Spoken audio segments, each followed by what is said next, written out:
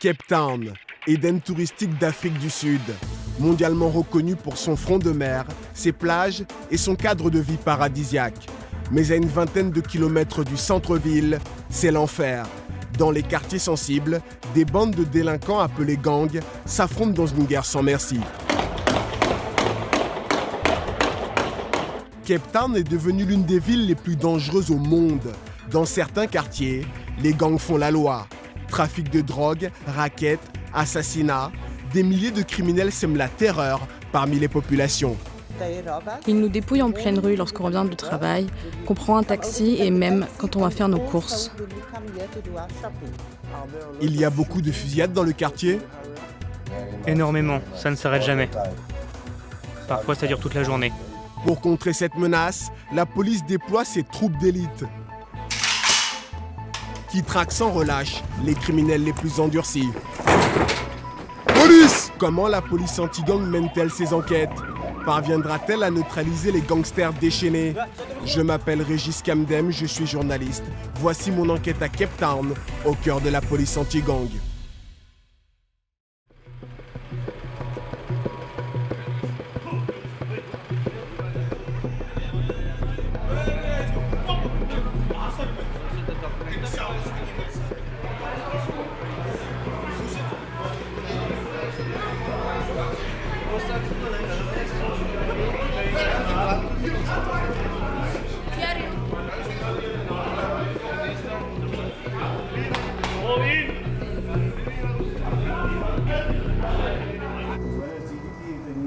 Commissariat Philippi, dans la banlieue de Cape Town. Resserrez les rangs, garde à vous. Le jour n'est pas encore levé et les agents de la police anti-gang s'apprêtent déjà à partir en opération. Regardez droit devant, tout le monde en place, repos. Bonjour à tous. La mission de cette unité spéciale, mettre les gangs hors d'état de nuire. Plusieurs bandes sont en guerre et causent la désolation dans les ghettos. La nuit dernière, à Lavender Hills, il y a eu beaucoup de fusillades. Plusieurs civils ont été blessés, de même qu'à Hanover Park. Sergent Beer, où va-t-on aller patrouiller ce matin? À Lavender Hills et Hanover Park. Parade, rompez les rangs. Les policiers vont aller faire des perquisitions chez des gangsters. Nous pouvons être pris pour cible. Des mesures de sécurité s'imposent donc. Ce gilet me protège contre quel calibre? Il résiste aux armes de poing. C'est ce que les gangsters utilisent généralement. Mais s'ils vous tirent dessus avec une Kalachnikov, vous n'êtes pas protégé. Je leur ai demandé de vous obéir. Si ça tire, vous leur dites de rester dans la voiture. Ils sont parfaitement au courant.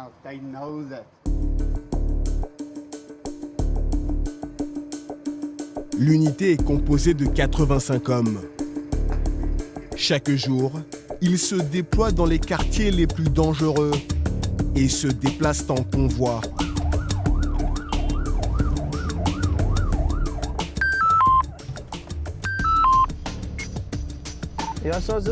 Oui, c'est bon, je suis en queue de convoi.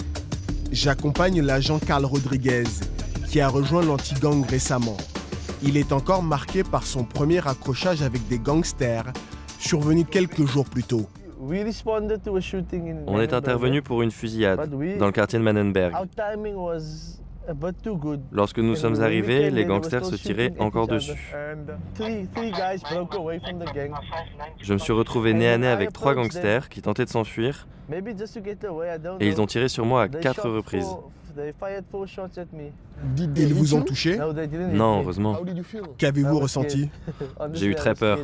Mais dans cette unité, il faut savoir garder son sang-froid.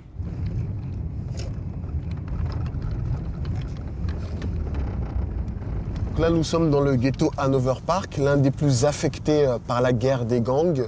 Les policiers vont faire des fouilles dans des maisons suspectées d'abriter soit de la drogue, soit des armes à feu. Ils commencent à courir devant nous. Let's go, let's go, let's go. Let's go. Let's go. Oh.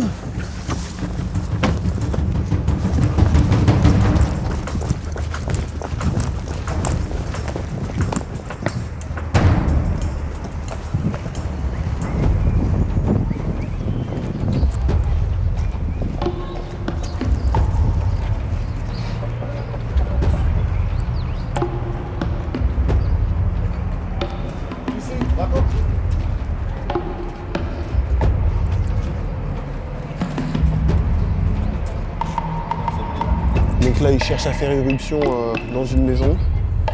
C'est dangereux parce qu'on peut peut-être tirer sur nous.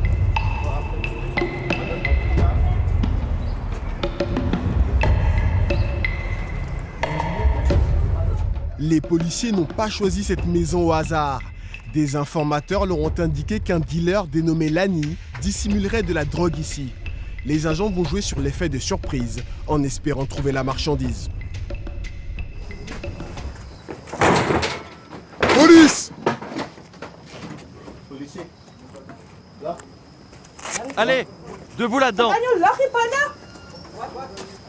Tout le monde se lève. Nous sommes à la recherche de Lani. Comment tu t'appelles, toi? Je ne sais pas qui est Lani, moi. Lequel d'entre vous est Lani? En l'absence de réponse des suspects, les policiers durcissent le ton.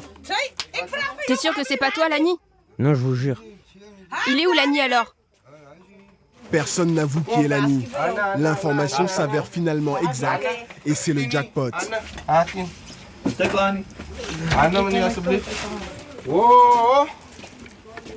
Qu'est-ce que c'est? C'est quoi ça? De la marijuana. On va l'ouvrir. Les policiers mettent la main sur un sac contenant de la marijuana.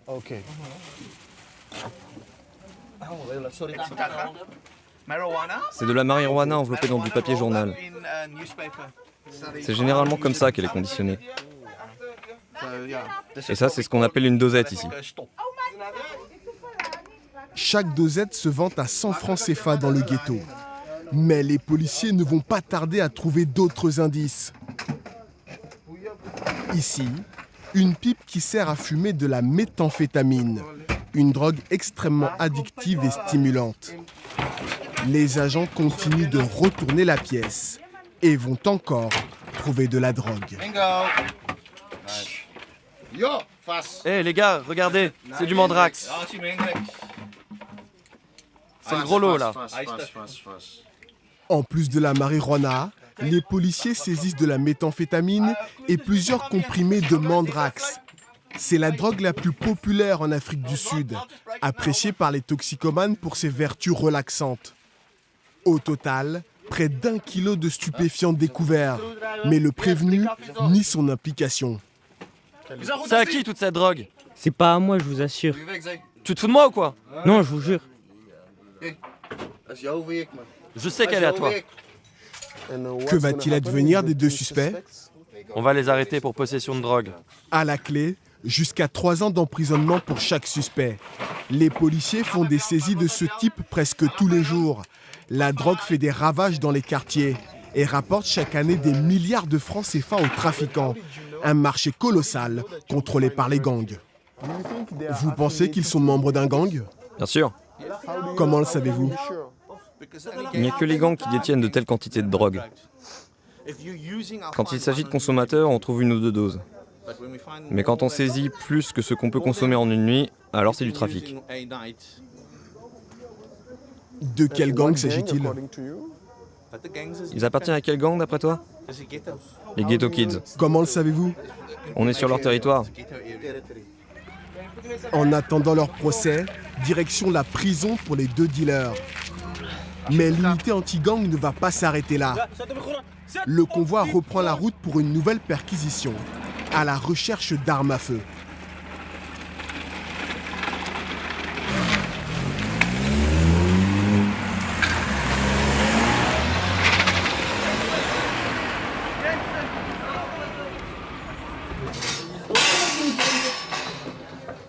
Deuxième perquisition.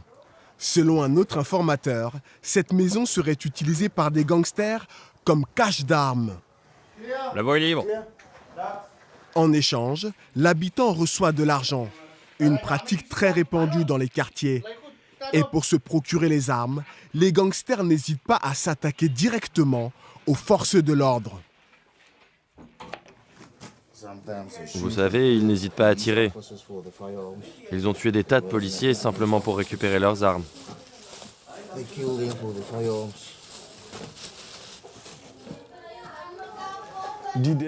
Ont-ils essayé de vous tuer pour récupérer la vôtre? Ah, plein de fois. Ils m'ont tiré dessus à plusieurs reprises. Quasiment tous les agents ont failli perdre la vie lors d'affrontements avec les gangs. C'est le cas de Rosemary, l'une des 2 femmes qui composent l'unité. Elle est passionnée par son travail et a appris à vivre avec le danger. Mais sa famille supporte de plus en plus mal son métier.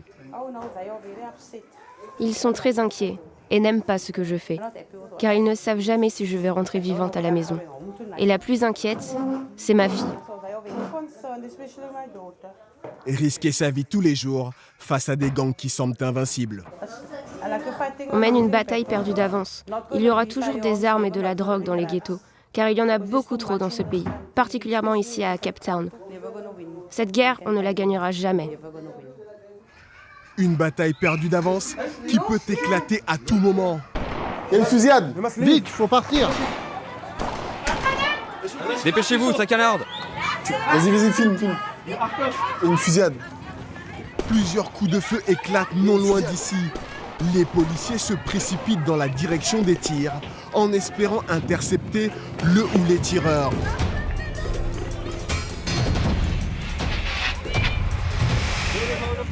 Une équipe est arrivée avant nous sur les lieux de la fusillade et a réussi à intercepter l'auteur des tirs. Que s'est-il passé? Voici l'arme à feu. Où l'avez-vous récupérée? On l'a confisquée au suspect. Il tirait depuis là-bas. Les policiers ont mis la main sur cette arme de petit calibre pouvant tirer jusqu'à 6 coups. Le tireur, âgé d'à peine 20 ans, a ouvert le feu sur une bande rivale au beau milieu de la cité. Heureusement, personne n'a été tué. Mais la violence des gangs peut avoir des conséquences beaucoup plus tragiques. Pour étendre leurs activités criminelles, les gangs se livrent une guerre sans merci. Chaque année, ils causent plus de 60 assassinats pour 100 000 habitants, ce qui fait de Cape Town l'une des villes les plus dangereuses au monde. Pour saisir l'ampleur du phénomène, je retrouve le responsable du centre de vidéosurveillance de la police. Il supervise près de 1200 caméras de surveillance installées partout dans Cape Town. Grâce à ces caméras, la police tente d'intervenir plus rapidement sur le terrain. Malheureusement, les bains de sang restent fréquents. Sur ces images d'archives, 2 gangs rivaux s'affrontent en pleine rue. La rixe commence par des jets de pierre. Tout à coup, le gang de droite envoie un tireur désigné par la flèche rouge. Il ouvre le feu sur ses ennemis. La balle s'échoue par terre. Côté adverse, c'est la panique et la fuite. Quelques instants plus tard, la police intervient et lance des grenades de dispersion. Quartier Mannenberg, 11h.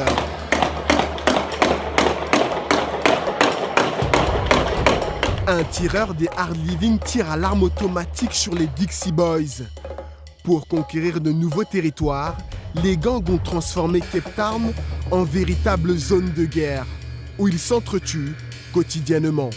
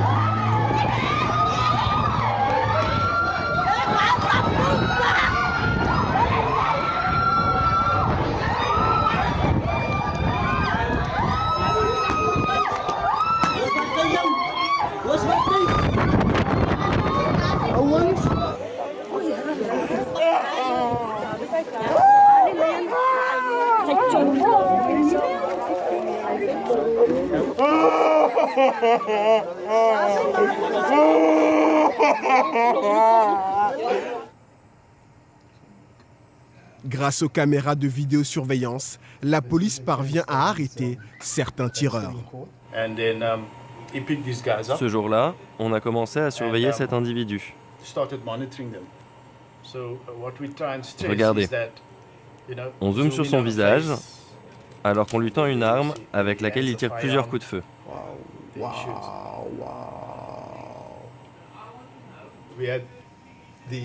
Nous avions une équipe sur le terrain qui l'a arrêté. Et c'est grâce à la capture d'écran que j'ai prise et que je leur ai envoyée.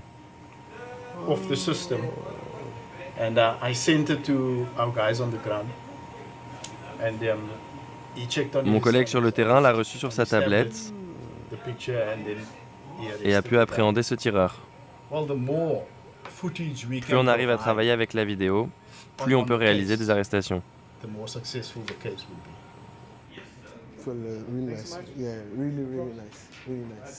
En plus de l'utilisation de la vidéosurveillance, la police effectue un important travail de cartographie des territoires des gangs pour mieux surveiller et appréhender les criminels. Je retrouve Charlène Moses, qui centralise les informations sur les zones d'influence des gangs. Cape Town en compte une centaine, qui totalise près de 150 000 criminels. Le quartier de Manenberg, parmi les plus touchés, voit s'affronter une quinzaine de bandes. Ça, c'est Manenberg. Chaque post-it représente un gang et le territoire qu'il contrôle. Actuellement, il y a une guerre à Manenberg, car les Hard Livings ont attaqué plusieurs planques des Americans pour prendre des armes et de la drogue. Du coup, les Americans veulent se venger. En plus de l'identification des territoires, la lutte contre les gangs nécessite de connaître la composition des bandes. Identité des leaders, taille, nature des opérations. Je retrouve le lieutenant Debir, qui enquête sur l'un des gangs les plus meurtriers. Ça, c'est le boss. À l'actif du gang, trafic de drogue, prostitution, racket, le sergent a reconstitué l'organigramme du réseau. Au total, il supervise entre 150 à 200 soldats. D'après vous, quel est le chiffre d'affaires réalisé par le gang? Je dirais entre 15 à 20 millions de francs CFA par semaine. Assassinats, activités criminelles, les gangs sèment la terreur dans Cape Town. Mais d'où viennent-ils et pourquoi sont-ils aussi nombreux?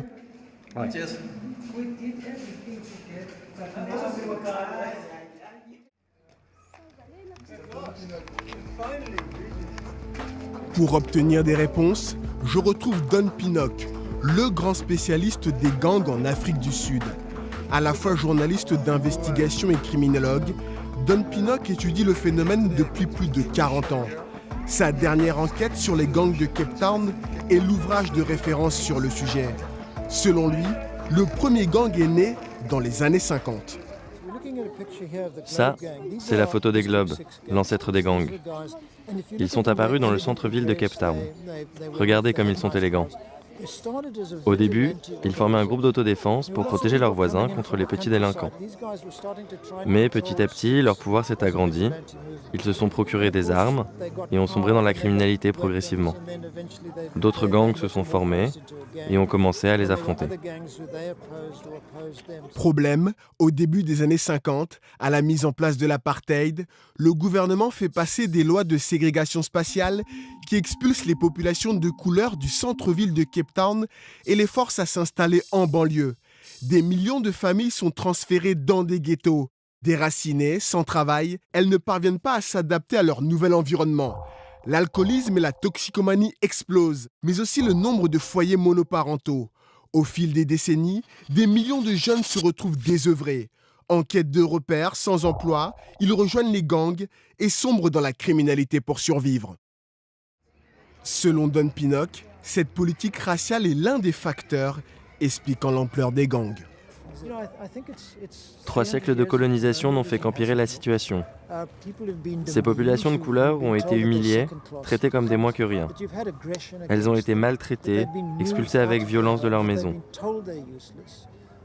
Il est tout à fait normal qu'à un moment donné, elles demandent à être respectées. Face aux multiples injustices subies, elles ont emmagasiné une profonde colère que je ne trouve nulle part ailleurs en Afrique. La violence des gangs, un phénomène qui trouve son origine dans l'histoire raciste de l'Afrique du Sud, selon Don Pinnock. Mais qui sont ces gangsters?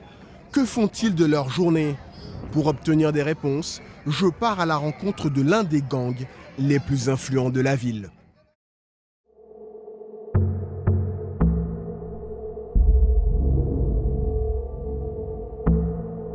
Ghetto d'Hanover Park.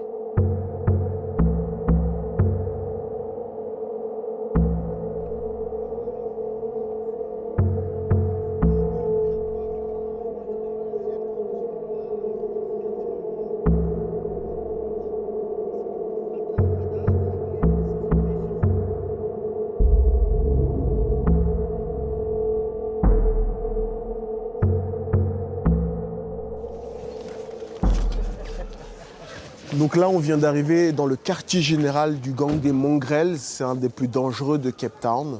C'est la première fois que la maison qui nous reçoit accepte de recevoir un journaliste tel que moi pour une interview exclusive. Je vais m'entretenir avec l'un des leaders du gang des Mongrels, accompagné de certains de ses lieutenants. Good morning, I'm Regis. Salut, je m'appelle Régis, et toi? Good morning. What's your name? Marwan. Enchanté. Le gang est né dans les années 70, ce qui en fait l'un des plus anciens de Cape Town.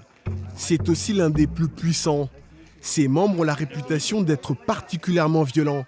Et parce qu'ils se croient intouchables, ils ont accepté de parler à visage découvert. Pourquoi avez-vous intégré le gang? J'ai pas eu le choix.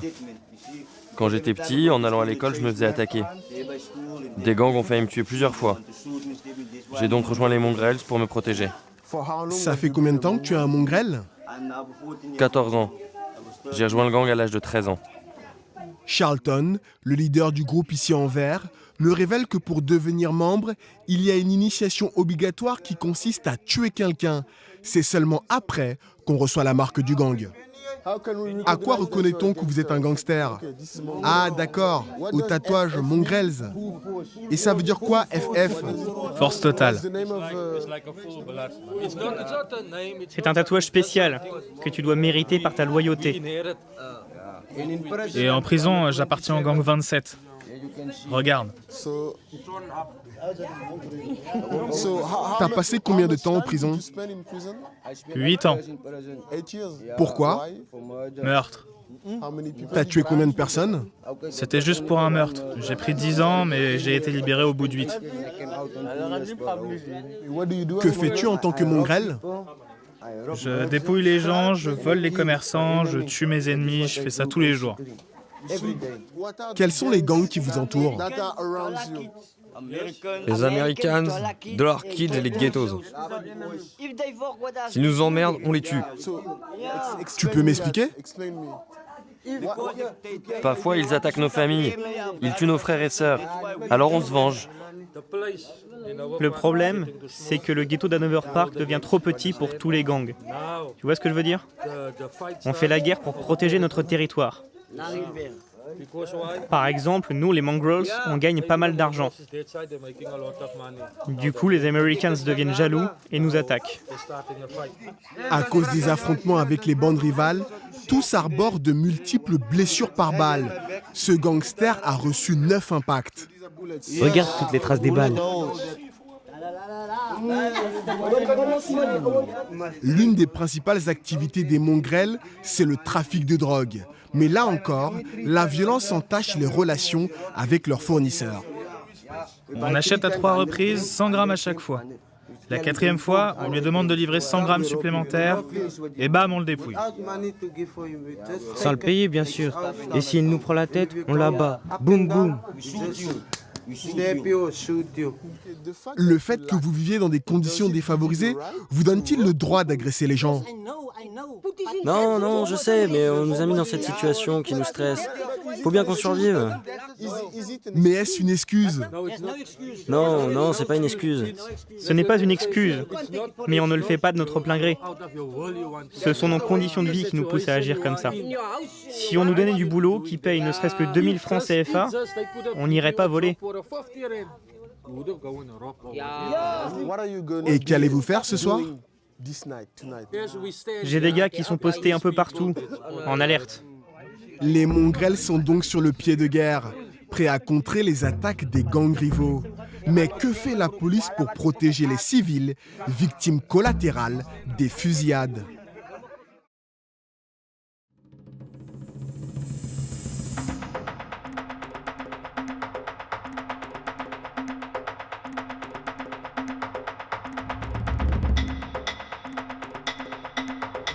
En fin de journée, je retrouve une nouvelle équipe de la police anti-gang pour des patrouilles dans le quartier Lavender Hills. Le sergent François, ici à droite, et son coéquipier Donovan Abrahams. Depuis quelques mois, plusieurs gangs prennent d'assaut le quartier et tentent d'étendre leur influence. Et ça commence par des graffitis sur les murs. Voici un graffiti. Il appartient aux Corner Boys. Ok, c'est comme ça qu'ils marquent leur territoire. Et la zone à droite est contrôlée par les Fast Guns. Regarde.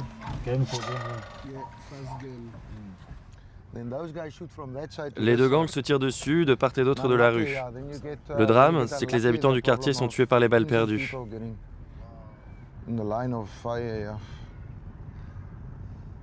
Mais ce qui complique le travail des policiers, c'est que les gangsters achètent la loyauté des populations locales afin d'avoir des alliés dans le quartier. Les populations aident les gangs pour recevoir de l'argent ou de la nourriture, par exemple. Parfois, lorsque nous poursuivons des gangsters, les gens s'opposent à nous et nous empêchent de faire notre travail, car ils savent qu'ensuite, les gangs les récompenseront.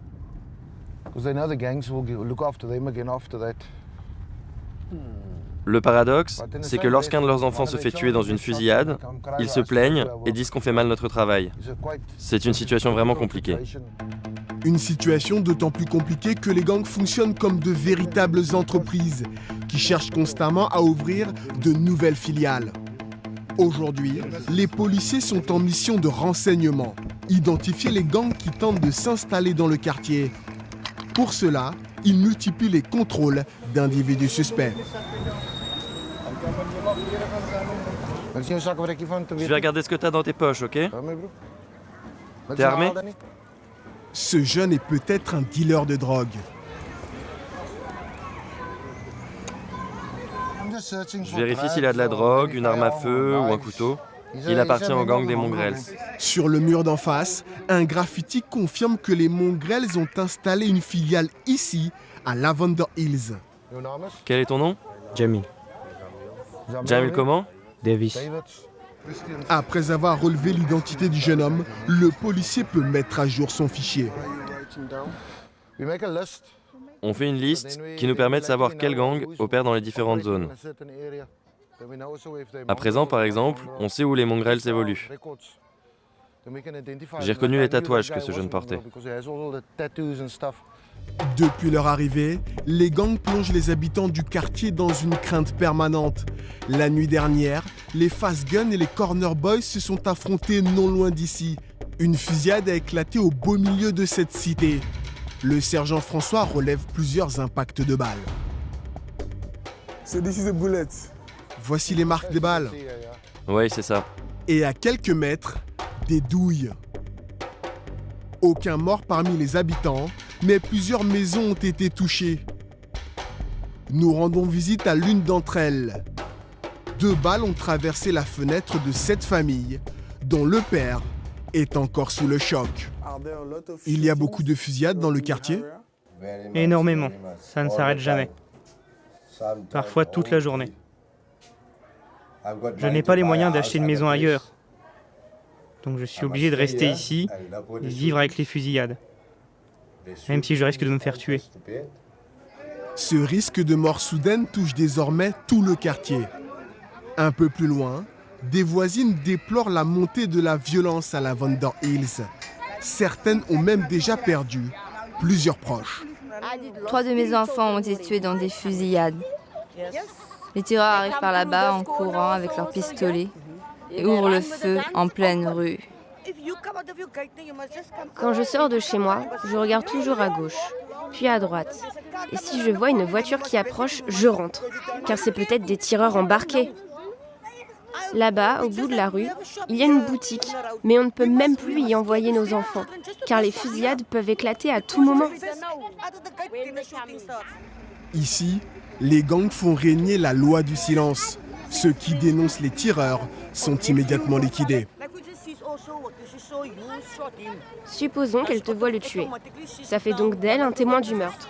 Et bien les gangsters viendront la tuer, avec tous les gens qui vivent avec elle en plus. Ils sont sans pitié. Ils liquident les vieillards, les enfants. Ils ne veulent laisser aucun témoin. Fusillades incessantes, danger de mort permanent, les gangs plongent les ghettos dans l'effroi. Et les victimes les plus vulnérables, ce sont les enfants. Il arrive que la violence causée par les gangs perturbe les services publics. Redoutant les fusillades, le personnel refuse d'aller travailler. Certaines cliniques ferment et les transports en commun sont parfois suspendus. Les écoles non plus ne sont pas épargnées.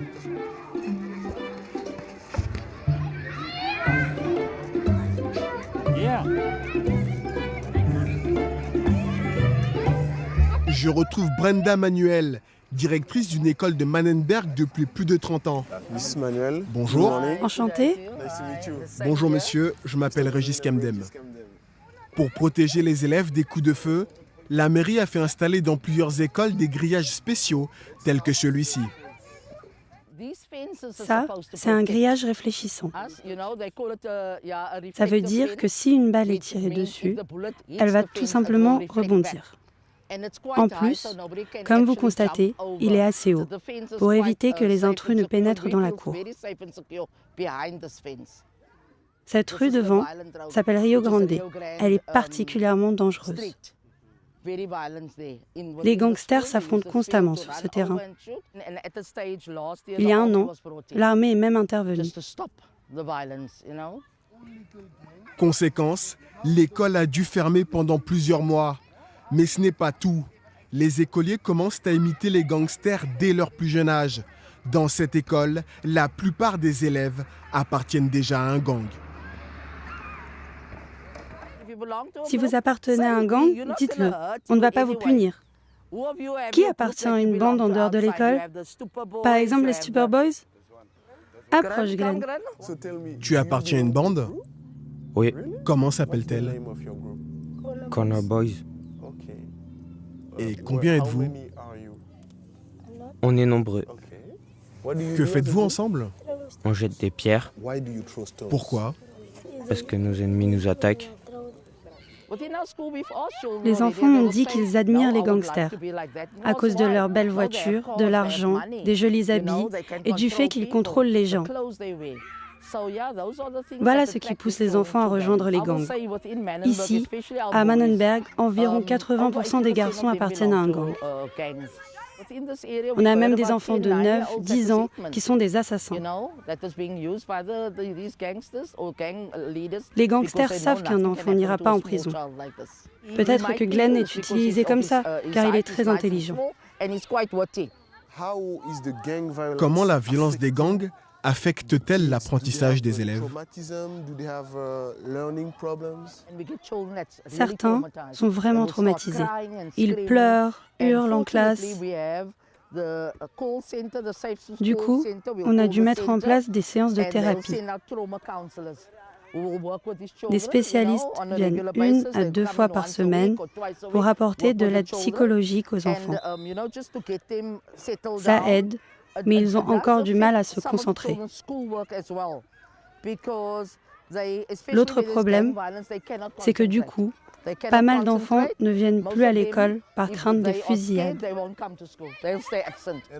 Avez-vous des difficultés à recruter des professeurs? Oui, beaucoup. Les profs ne veulent pas travailler ici. J'ai 5 postes à pourvoir. Tout récemment, j'ai publié une annonce. J'ai reçu beaucoup de CV. Mais lorsque les candidats sont venus en entretien et ont vu le quartier, ils ont immédiatement retiré leur candidature. Personnellement, lorsque les violences éclatent, je ne m'absente jamais. J'ai trop peur qu'il arrive quoi que ce soit aux enfants ou à mes employés. Non pas que je puisse les défendre, mais je suis la directrice. Ils comptent sur moi. En tant que responsable, je veux montrer l'exemple. Délinquants juvéniles, troubles de l'apprentissage, absentéisme, les gangs pénalisent fortement la scolarité des enfants. Heureusement, à l'instar de la directrice Brenda Manuel, certains habitants des ghettos refusent de se victimiser et tentent de réagir.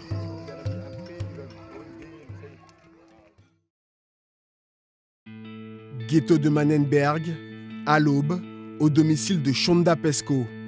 Cette assistante sociale d'une quarantaine d'années milite auprès des autorités de la ville pour le renforcement de la sécurité des populations frappées par la guerre des gangs.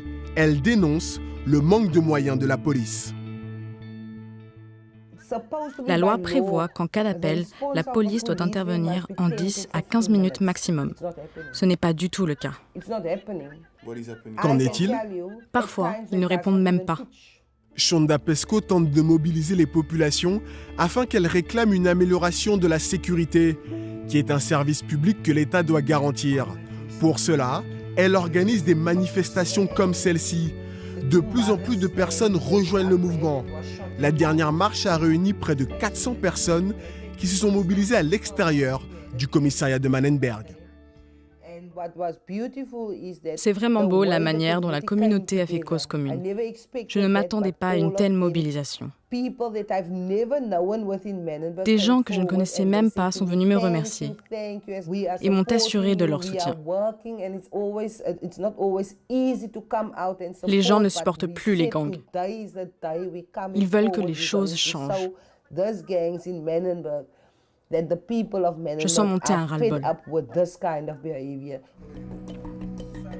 Le ras-le-bol grandissant de la population suffira-t-il à obtenir une présence policière supplémentaire dans les quartiers? Car ce manque de moyens profite aux criminels. Certaines affaires d'assassinat restent non résolues, faute de policiers disponibles pour mener les enquêtes.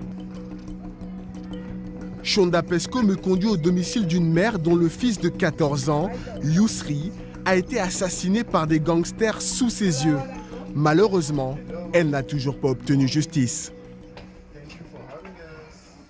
Il m'a dit,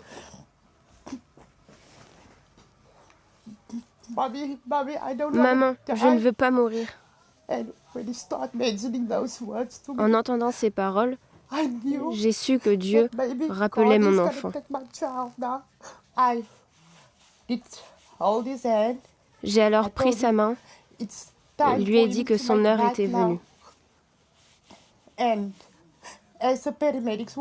Tandis que les ambulanciers s'occupaient de lui, la machine qui surveillait son cœur a ralenti. Puis ils m'ont dit qu'ils ne pouvaient plus rien faire. La machine s'est alors arrêtée.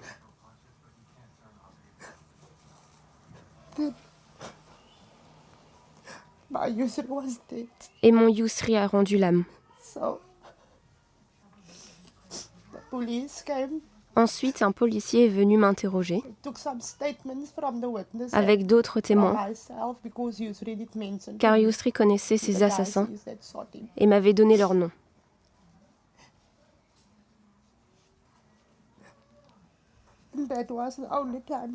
C'est la seule fois que j'ai parlé à la police.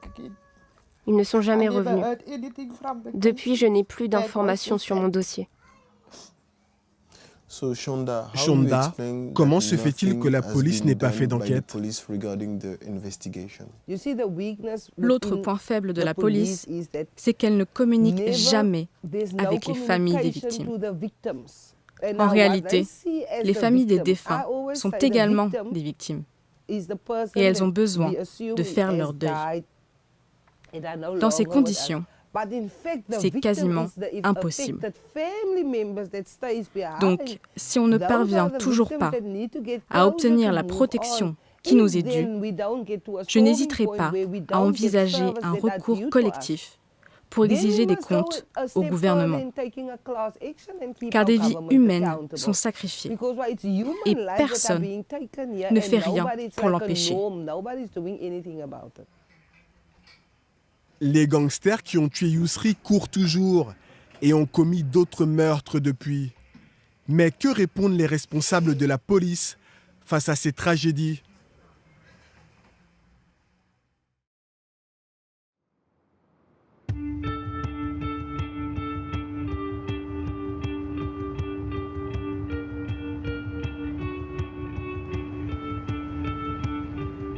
Afin de savoir si la police a pris des mesures pour mettre un terme à l'impunité des gangsters assassins, je me rends à la mairie de Cape Town. J'ai rendez-vous avec Jean-Pierre Smith, l'adjoint au maire en charge de la sécurité. Il m'explique que Cape Town est historiquement géré par la police nationale, service indépendant du sien. En raison des nombreux dysfonctionnements de la police nationale dans la lutte contre les gangs, Jean-Pierre Smith a créé sa propre unité anti-gang. C'est elle que nous suivons sur le terrain. Face aux gangs, il y a donc deux polices différentes. Selon Jean-Pierre Smith, c'est la police nationale qui poserait problème. En cas d'incident, les gens préfèrent-ils appeler la police municipale ou la police nationale? En qui ont-ils confiance? À qui préfèrent-ils donner des informations? Car s'ils les donnent à un agent de la police nationale, ce dernier les dénoncera aux gangsters. Mes hommes ne font jamais ça. La police nationale connaît trop de dysfonctionnements. En plus, nos procureurs sont mal formés et débordés. Trop de juges sont corrompus. Beaucoup trop de policiers sont de mèche avec les gangs. Résultat, le taux de condamnation n'est que de 3%. Ça veut dire que si vous êtes un gangster et que vous me tuez, vous n'aurez qu'une chance sur 33 d'aller en prison. Pour enfoncer le clou, Jean-Pierre Smith évoque le cas de l'officier de la police nationale Chris Prinsloo, ici en vert lors de son procès. Il a été condamné l'an dernier à 35 ans d'emprisonnement pour avoir vendu des armes à des gangsters dans les ghettos de Cape Town. Il leur a vendu plus de 2000 armes à feu, des armes qui ont servi à commettre plus de 1000 assassinats. On a fait le suivi, 100 assassinats par an pendant 10 ans. Les gangs prospèrent donc en partie à cause de la corruption qui gangrène la police nationale. Mais l'adjoint au maire reconnaît qu'il a sa part de responsabilité. Il doit impérativement gonfler les effectifs de l'unité anti-gang. Et parmi ses autres priorités, faire de la prévention dans les quartiers. Une mission confiée à l'unité canine de la police anti-gang. Je retrouve Constable User, le responsable de l'unité canine de la brigade anti-gang. Cette équipe spéciale travaille avec une douzaine de chiens renifleurs. Parmi eux, ce labrador blanc, prénommé Ice. Dis bonjour. T'es un bon chien, toi.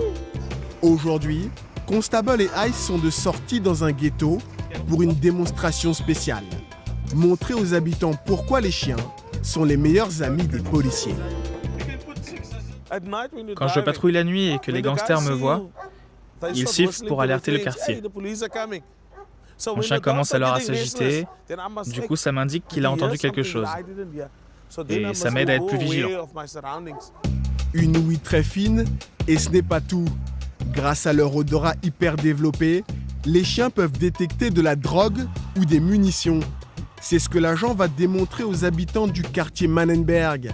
Pour la police, ces actions de proximité sont l'occasion de mettre les jeunes en garde contre les dangers de la drogue, mais aussi se faire des alliés parmi les populations.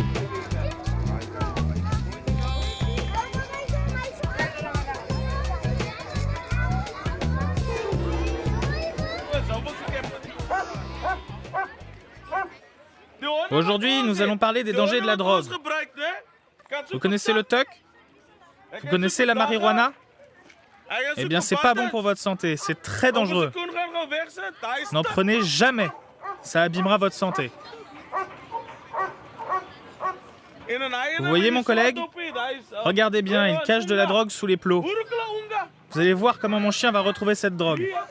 D'après vous, c'est possible que mon chien trouve la drogue? Est-ce que vous pensez que le chien peut trouver la drogue?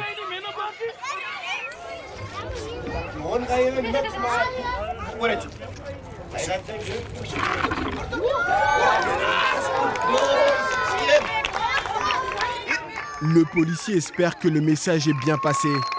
Gare à ceux qui cachent de la drogue, car les chiens peuvent la retrouver. Il enchaîne avec une démonstration ludique, censée amuser les enfants et donner une image plus sympathique de la police.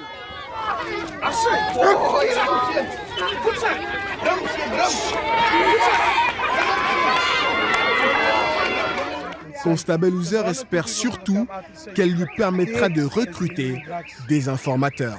Ce n'est pas tout le monde qui a le courage de dénoncer les maisons où les gangsters vendent de la drogue et cachent leurs armes.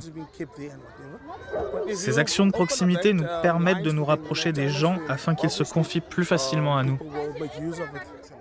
L'initiative de la police est louable, mais est-elle assez fréquente pour faire reculer l'influence des gangs dans les quartiers? Des gangs plus que jamais déterminés à protéger leur territoire. Retour dans le ghetto Hanover Park, à la tombée de la nuit. J'ai rendez-vous au quartier général des Mongrels, le gang rencontré précédemment. Les Mongrels sont en guerre avec les Américaines. Jérôme, l'un des lieutenants des Mongrels, prépare ses troupes. Plusieurs de ces soldats sont armés de ces pistolets 9 mm, prêts à se défendre en cas d'attaque ennemie.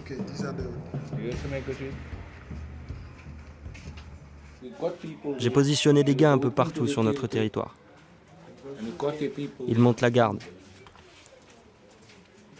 au cas où nos ennemis débarquent. Et s'ils vous voient? Mes gars sont discrets. S'ils me voient, je tire. En cas d'attaque, on devra riposter. C'est de la légitime défense.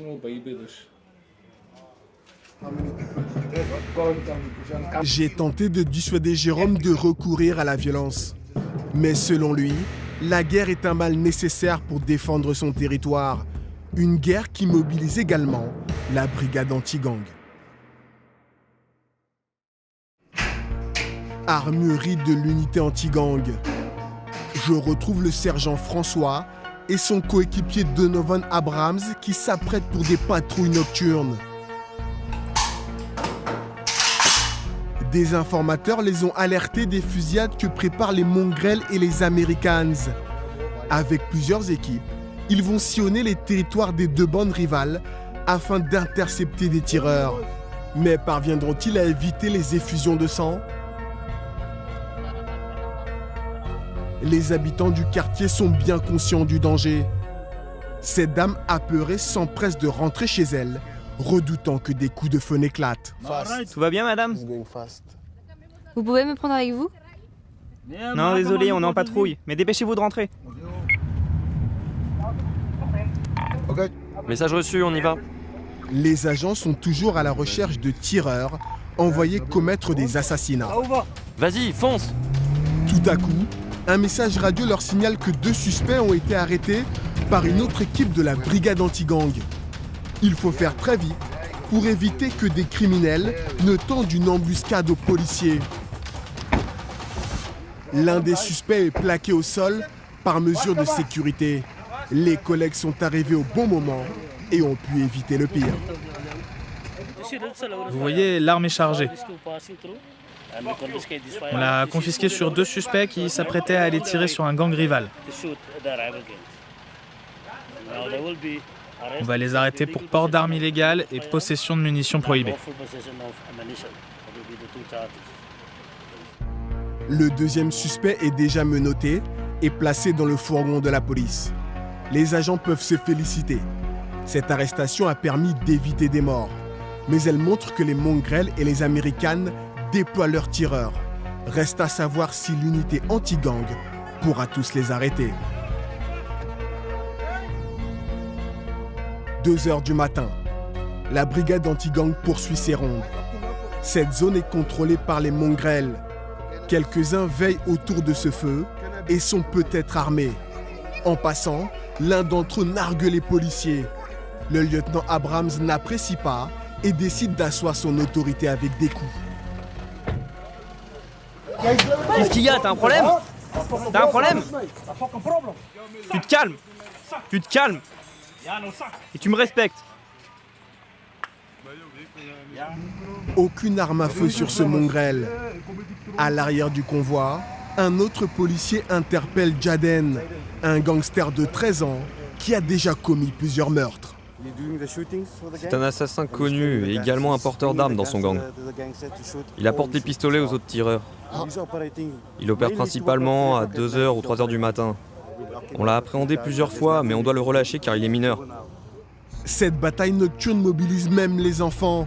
Le policier va immédiatement reconduire Jaden au domicile de ses parents. La patrouille continue.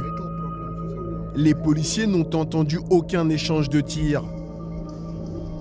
Malheureusement, à 3 heures du matin, l'unité anti-gang tombe sur un cadavre abandonné en pleine rue.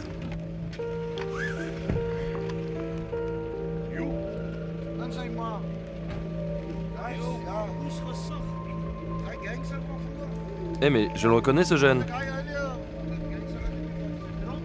C'est un Américain, on l'avait contrôlé plutôt. Ouais, t'as raison, c'est bien lui. Ce cadavre est celui d'un Américain. Les mongrels que nous avons rencontrés plus tôt, ont-ils réussi leur attaque? On a parlé à un voisin qui nous a dit avoir entendu des coups de feu. C'est une zone où les fusillades sont fréquentes, notamment au niveau du pont là-bas. 2 gangs qui sont en pleine guerre.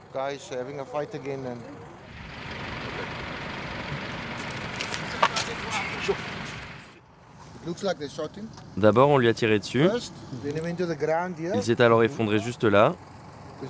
Vous voyez les blessures par balle sur la jambe. Puis ils lui ont fracassé la tête.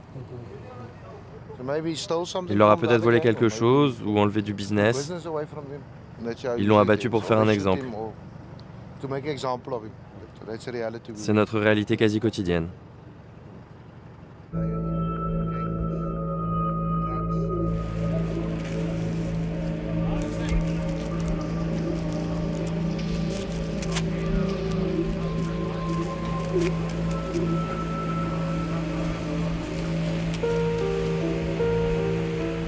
Oui, je le connais, c'est un pote à moi. Et lui, c'est son cousin. C'est un Américain? Ouais.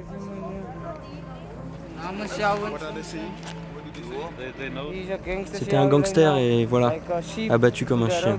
Je veux pas finir comme ça. Il avait quel âge? Il avait 21 ans, je crois. Je traînais pas trop avec mon cousin, donc je sais pas exactement. Comment s'appelait-il? Shalvin.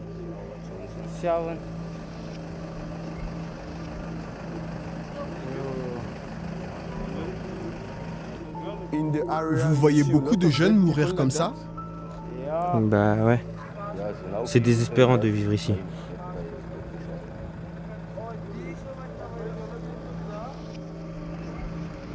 Les habitants des quartiers sont-ils réellement sans espoir? Comment mettre un terme à la guerre des gangs?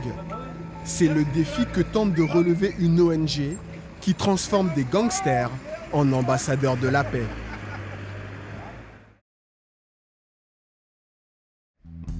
Cette ONG s'appelle Cessez-le-feu.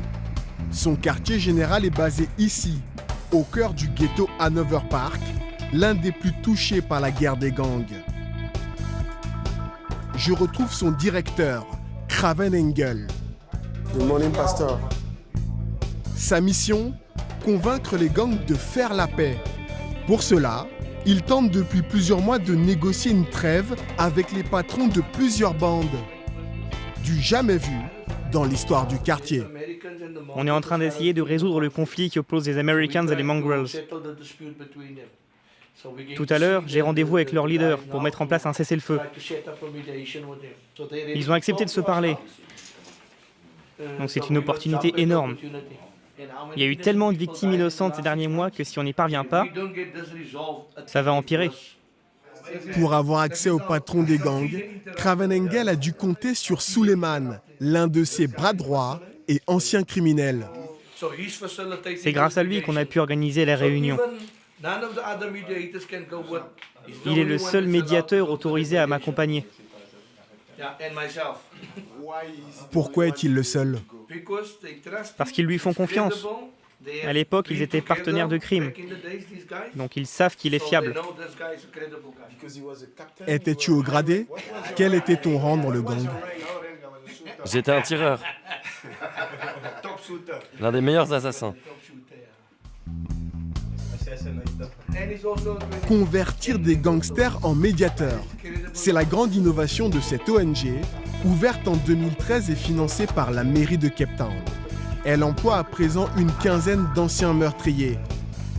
Kravenengel et Suleiman ont rendez-vous dans un lieu secret où nous ne pouvons nous rendre. Bonne chance. Merci mon frère. Parviendront-ils à négocier la trêve?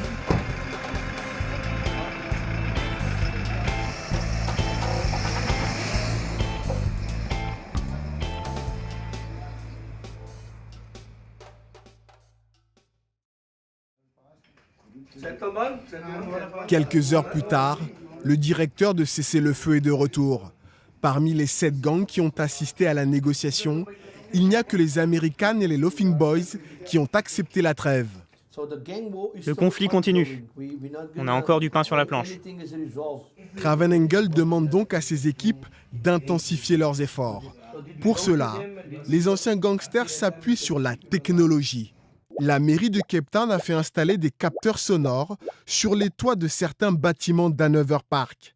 Ces capteurs localisent le lieu et le moment où des coups de feu sont tirés. L'information est alors transmise sur les portables des médiateurs. L'application indique le nombre de coups de feu tirés durant les 7 derniers jours. Vous voyez, dans cette zone d'Hanover Park, 19 coups de feu ont été tirés. Ici, 12 tirs, et là, 4 tirs en 48 heures seulement. On peut alors faire une carte pour situer les endroits où il y a le plus grand nombre de fusillades.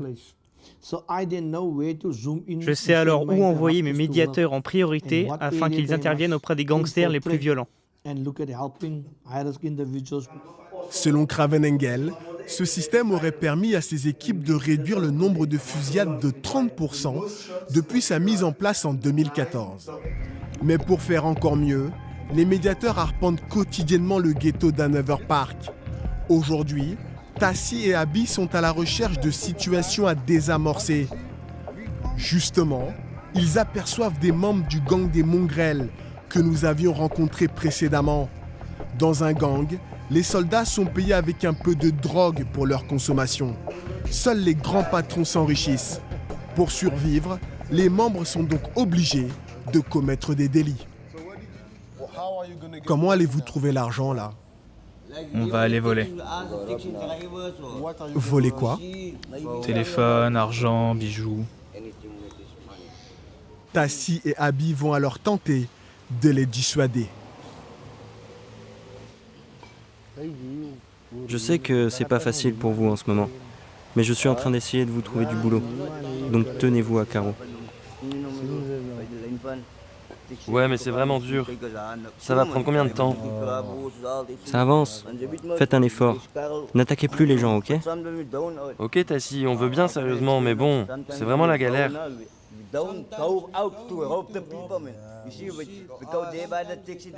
Les gangsters semblent convaincus et décident de ne pas commettre d'agression. Pourquoi les écoutez-vous? À chaque fois qu'ils ont des offres d'emploi, ils essayent de nous en faire profiter. Actuellement, 5 potes à nous sont dans leur centre de réhabilitation, en train de suivre une formation. C'est comme ça qu'ils nous aident.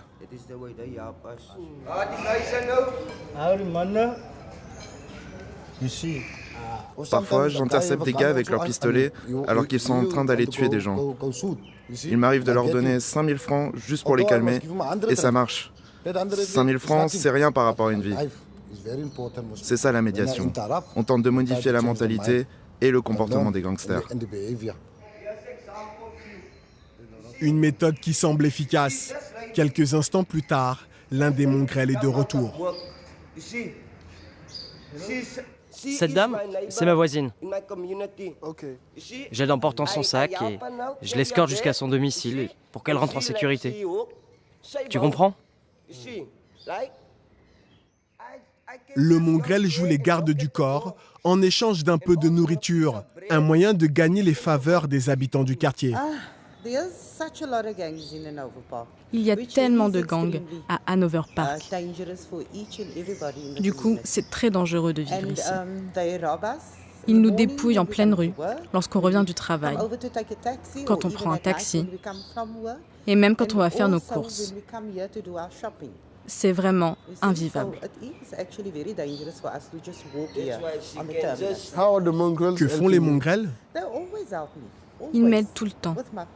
Ils portent mes affaires ou me défendent lorsque j'ai des problèmes avec des gens. Ce mongrel a donc choisi de faire une bonne action. Mais il n'a pas encore décidé de quitter son gang, contrairement à Tassi, qui a sauté le pas il y a 2 ans. Sur le chemin qui mène à son domicile, il relate ses 15 années passées au sein des mongrels. C'est Tarwa, sa femme, qui a été la source de sa motivation pour changer de vie. Enchanté, je m'appelle Régis. Tarwa. Comment s'appelle-t-elle ? Maya. Tassi et Tarwa se sont connus il y a 8 ans et sont les parents de 3 enfants. C'est par amour pour eux qu'il a renoncé à sa vie de mongrel. Mais le changement n'a pas été facile.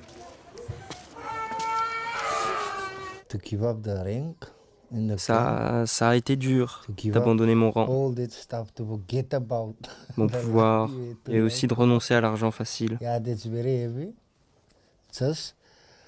En quittant le gang, je suis redevenu un gars lambda. Parce que devenir capitaine au sein d'un gang, ça demande énormément d'implication, des années d'efforts. Vous devez être fier de lui. Je suis très fière de mon mari. Il a énormément changé. Il n'était pas aussi calme avant. C'est le jour et la nuit. Sortir d'un gang et changer de vie est donc possible. Mais Tassi a dû obtenir l'autorisation de son chef avant de quitter les mongrels. Un chef qui, lui aussi, commence à aspirer à une nouvelle vie. Je retrouve à son domicile Charlton, l'ancien chef de Tassi au sein du gang des mongrels. L'épouse de Charlton et son fils de 17 ans supportent de plus en plus mal sa vie de gangster. J'aime pas ça du tout. Pourquoi ? Parce qu'à chaque fois qu'il sort, il risque de se prendre une balle dans le dos. J'en ai marre. Tu lui demandes souvent de quitter les mongrels ? Oui, souvent. T'écoute-t-il ? Je sais pas. Qu'as-tu à répondre à ton fils par rapport à tout ça ? Il m'a déjà demandé d'arrêter de dealer de la drogue et tout le reste. Je lui ai dit que je comptais gagner ma vie différemment. Le problème, c'est que ça ne se fait pas en claquant des doigts. C'est pas facile et ça demande du temps. Mais s'il abandonne le trafic de drogue, de quoi sa famille vivra-t-elle ? Et que deviendront ses soldats ? Pour préparer sa reconversion, Charlton s'est lancé dans une activité plus légitime. Il a créé une entreprise de collecte de déchets plastiques. Son local est installé en plein ghetto d'Hanover Park, à quelques mètres seulement de son domicile. Donc c'est ton entreprise ici.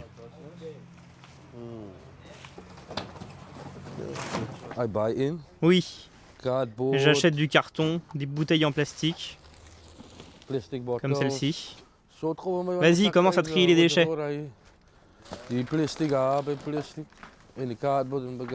Regarde, il est en train de regrouper les variétés de plastique dans des sacs séparés.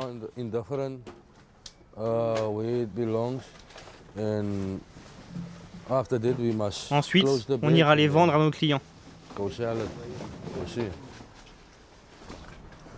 Ces deux gangsters qui apportent des déchets font partie des 40 employés qui approvisionnent Charlton quotidiennement.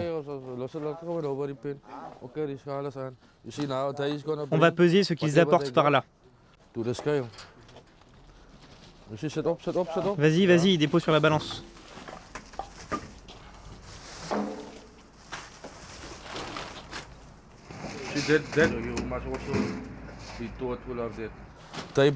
Tu vois, regarde, ça pèse 2,2 kg au total.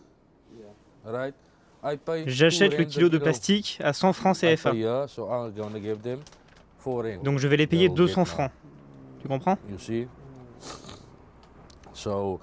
Moi, je vais aller revendre ces 2 kilos et me faire un bénéfice de 100 francs. Les bons mois, Charlton collecte jusqu'à 4 tonnes de déchets et réalise un chiffre d'affaires de 500 000 francs CFA.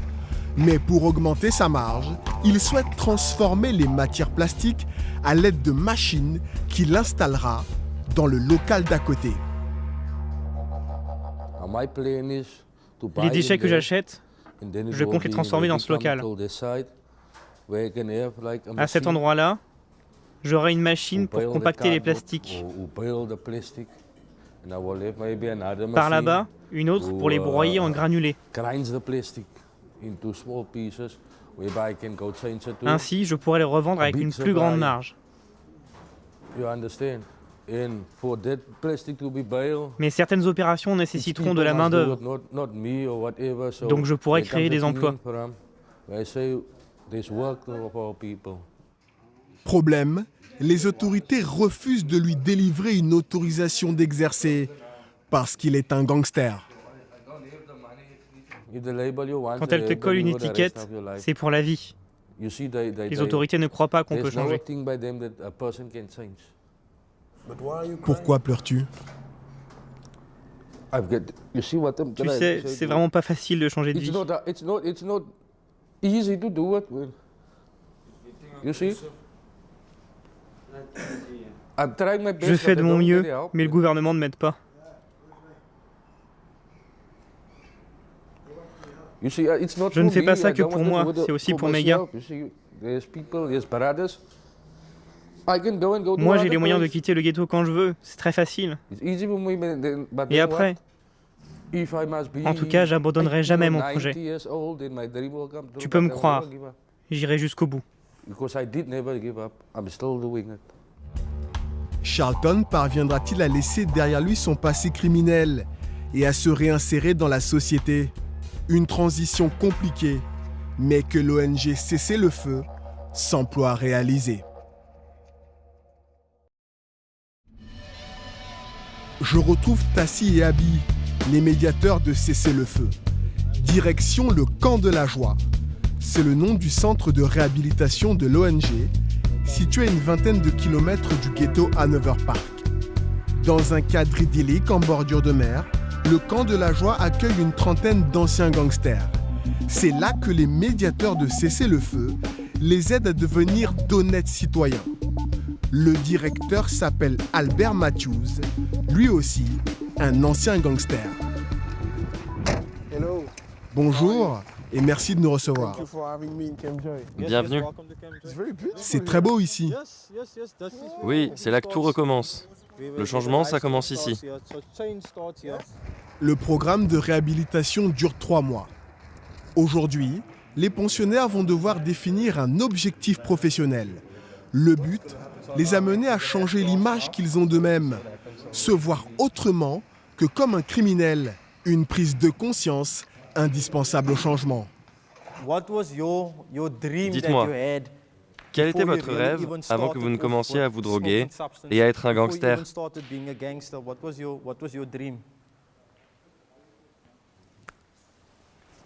Moi, je rêvais d'être footballeur professionnel. Ok, footballeur pro, très bien. Quelqu'un d'autre veut s'exprimer? Moi, je voulais être plongeur dans la marine. Ok, plongeur. Intéressant. Les choix que vous avez faits, comme le gangstérisme, la drogue, la prostitution, toutes ces couches qui se sont accumulées, nous allons les enlever progressivement, afin que vous puissiez découvrir votre vocation. Mais pour réussir, vous devez vous fixer des objectifs raisonnables. Sinon, vous risquez de vous égarer et replonger dans vos anciens travers. Les participants apprennent également à mieux gérer leur colère, ainsi qu'à faire face au traumatisme psychologique lié à des années de violence. Mais le plus gros problème, c'est la dépendance aux drogues. Sur 20 pensionnaires qui suivent le programme, 8 replongent dans la drogue et doivent reprendre à zéro. Pour éviter les rechutes, le médecin du centre fait passer chaque pensionnaire par une cure de désintoxication. Dans la pharmacie, plusieurs médicaments censés soulager les toxicomanes. C'est le cas de Marco, venu prendre sa dose quotidienne.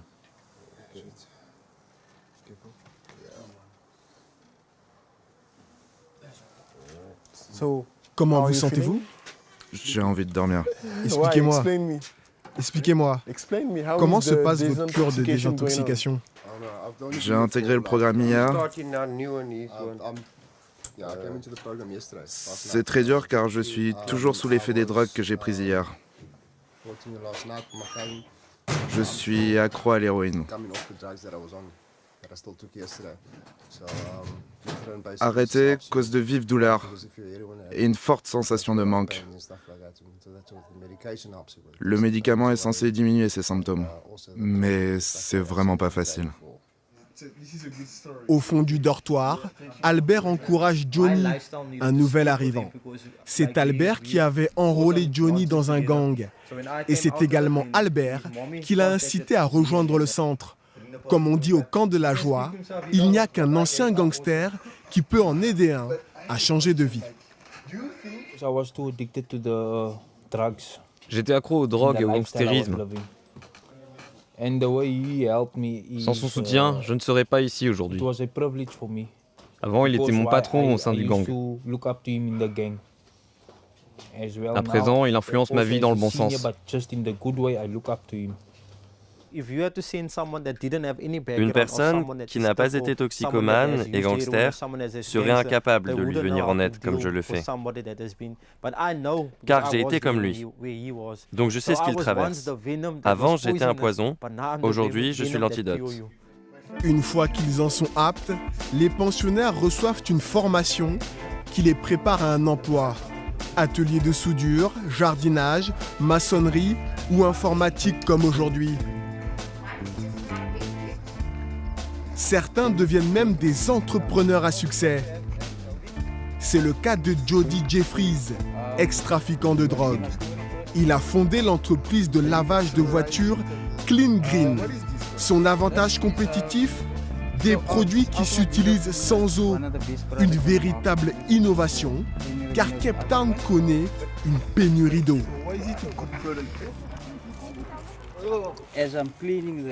Le produit a une double action. Il nettoie et il polit. En plus, il n'y a aucun produit chimique ni agent décapant. Regarde, j'enlève les poussières et le goudron et fais briller la jante. L'effet brillant dure 2 semaines. Combien d'anciens gangsters emploies-tu? J'ai commencé avec une équipe de 20.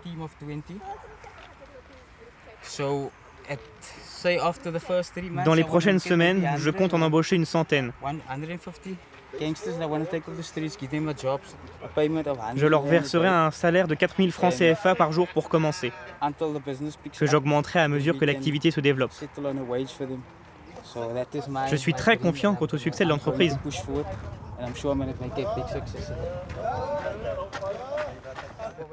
En 5 ans d'existence, le camp de la joie a reçu 380 pensionnaires tels que Jody. 60% ont réussi à trouver un emploi. L'enquête touche à sa fin. Elle a révélé que les gangs sont devenus de véritables ennemis publics numéro 1 à Cape Town, qui mettent à mal le quotidien de milliers de familles. Face à ces criminels, la police anti-gang mène une politique de répression intensive, mais qui nécessite un accroissement des moyens. La bonne nouvelle, c'est que certaines associations gagnent du terrain en matière de réhabilitation des délinquants.